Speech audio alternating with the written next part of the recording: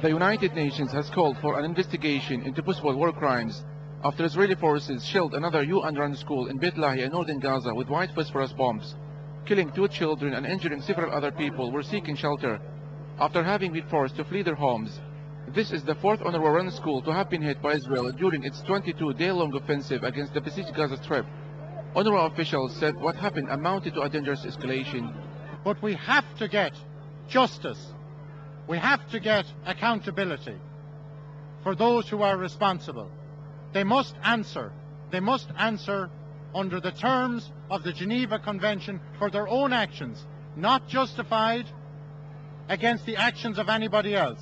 Each is responsible for their own actions and are accountable for their own actions. Tens of thousands of people have fled their homes to seek refuge in different UN schools throughout Gaza, but even schools are not safe.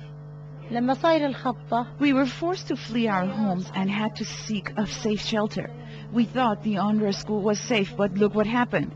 2 children were killed and their mother seriously injured. Israeli forces shelled the United Nations headquarters in Gaza City on Thursday, where hundreds of Gazans were seeking cover among food and other supplies meant for impoverished Gaza population, most of whom are now totally reliant on food handouts. Hospitals and mosques were among the targets hit.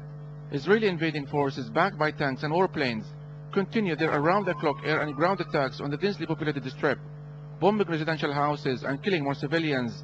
Israel's large-scale offensive has so far claimed the lives of at least 1,215 Palestinians and wounded 6,000 others across the tiny coastal strip. According to Israel's Channel 2, the Israeli Air Force has so far dropped 1,000 tons of bombs on 2,500 targets in the besieged Gaza Strip since the onslaught began over 3 weeks ago.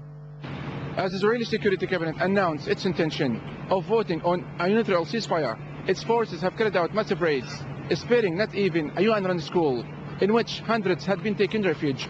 Yusuf Al-Halo, Press TV, Gaza.